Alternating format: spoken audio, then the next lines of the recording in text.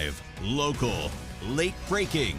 WPBF 25 News at 6 starts now. Now at 6, a shooting on the Florida Turnpike the moment bullets went flying at witnesses.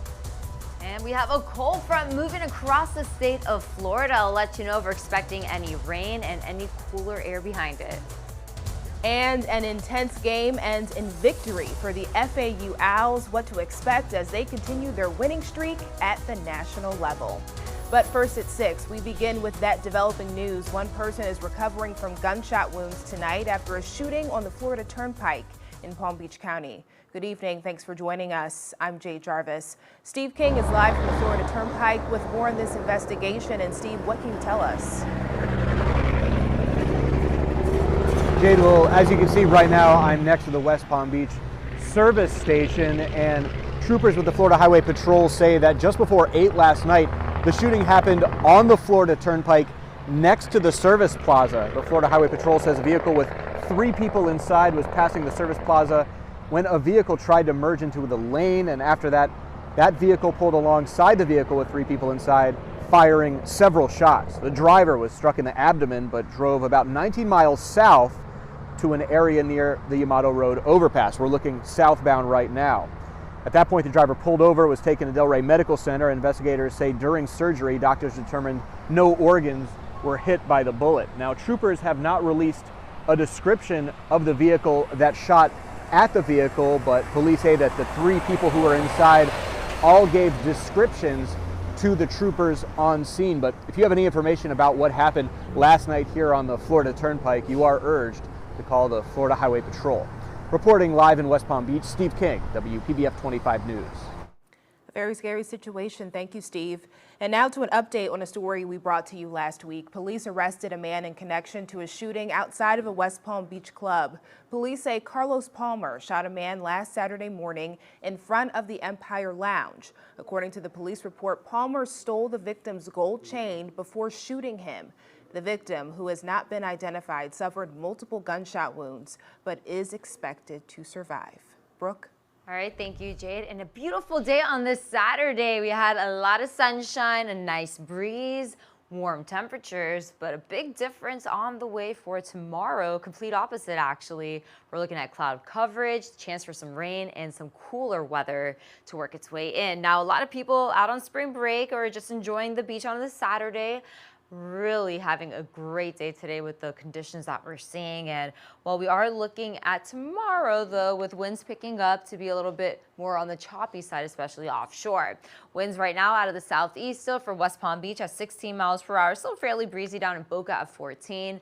Vero Beach, you're seeing those winds also in the teens. Now temperatures out the door, Port St. Lucie 87, Palm City 86 degrees, Hope Sound at around 81, and also Tequesta in the low 80s. We have the low 80s to the upper 70s elsewhere. Still fairly warmer all the way by the acreage. You're at 86 degrees. Jupiter Farms, you're at 87. Throughout the rest of this evening, looking good if you have plans. Of course, after midnight could get a little tricky. We're going to see those clouds building in, wind staying pretty much on the breezy side, and then a stray shower or 2 after midnight. When I come back, we'll take a look at what we're expecting to see a bulk of that moisture moving in and just how chilly it could get in your neighborhood. All right, thank you, Brooke. A massive fire at a manufacturing facility is now under control in Stuart. The Martin County Sheriff's Office says that fire at Hog Technologies started around 9 last night. Crews from the Martin County Fire Rescue, Sheriff's Department, and Stuart Fire Rescue all were there to get the fire under control. The owner of the facility tells us there was a night crew working in a separate building when the fire broke out, but everyone was evacuated safely. From what I've seen, there's been a lot of fire damage, and then the entire building has been saturated with smoke. Smoke's been coming out of every orifice of this building. This is a very large building. I was extremely grateful for our first responders. They responded so quickly and continue to fight this fire, and I'm just really grateful for the people of Hog. We're a resilient bunch. The Sheriff's Office says firefighters should be on site at the facility on Commerce Avenue today to make sure no more hotspots pop up. Boca Raton police are warning residents about a scam. Police say some residents have received calls from people pretending to be police officers and telling them they need to pay a fine. According to police, one caller tried to get a victim to pay over the phone. As a reminder, police will never call asking for a payment or threaten to arrest you if you don't pay over the phone. FAU! FAU! FAU!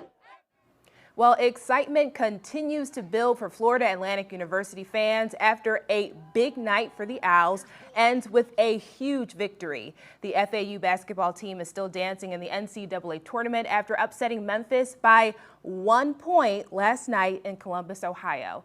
That's where our sports director Shane Wright is live with more on the Owls' first ever NCAA tournament win. And Shane, how could you not root for the Owls, even if you're not an FAU fan? I mean, it was just such an incredible game. Yeah, just rooting for the underdog, rooting for that mid-major to make it to the next round. A lot of college basketball fans enjoy doing that. We're live here in downtown Columbus, here at the Renaissance Hotel, where the FAU basketball team is actually staying. And some of the alumni, family, and friends is here relishing in what happened last night. A close game, a one-point game, came down to the final 2 seconds when Nick Boyd provided that layup to lift FAU over Memphis. What a game it was, a history-making game for FAU in this program.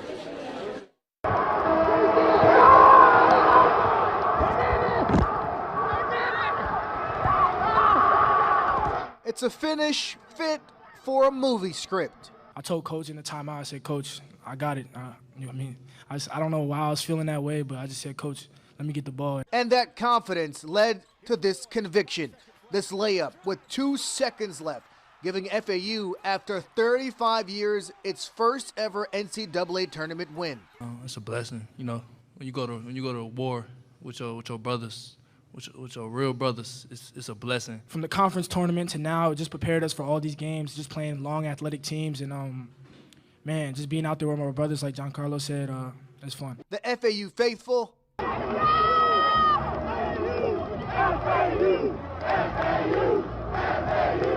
Who's been behind this team the entire season, taking paradise on the road to Ohio. The team feeling right at home. Those of you that were here in year one, we have more fans. We've quadrupled the number of fans we had in our own gym here in Ohio for an NCAA tournament game. And these guys have grown a fan base because of the way they are as people. The Owls now moving on to the round of 32. The movie script ripe for another climax, another crescendo. We've proved that we're supposed to be here. We're not doing nothing we're not supposed to do. So we're just going to keep respecting opponents, and we're going to keep getting it done the humble way.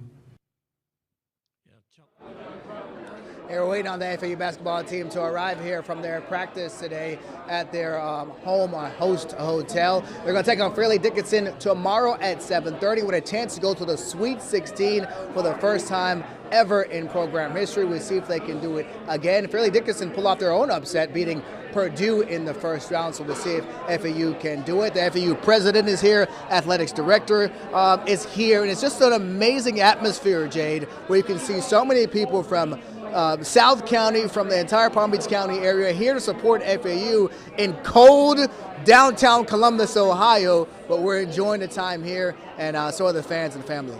Well, Shane, you're in my old stomping grounds. I used to live in Ohio for 3 years, so I know how cold it is, and I feel sorry for you right now. Yeah, you should feel sorry. There's snow flurries outside, so we're inside. I woke up this morning at the hotel, looked outside, I'm like, is that snow? And yes, there was snow outside. I heard 85, 84 degrees back in Palm Beach County. So enjoy the beach, enjoy the warm weather. I'll be back there on Monday, and who knows, we'll see if FAU can make it to Madison Square Garden. That's where the Sweet 16 is played. What a time it will be for this team. All right, well, we're looking forward to it, Shane, and we'll see you tomorrow after the game. All right, well, coming up next, former President Donald Trump saying he will be arrested on Tuesday. His calls for protest and why a spokesperson is disagreeing with his claims. You're watching WPBF 25 News at 6.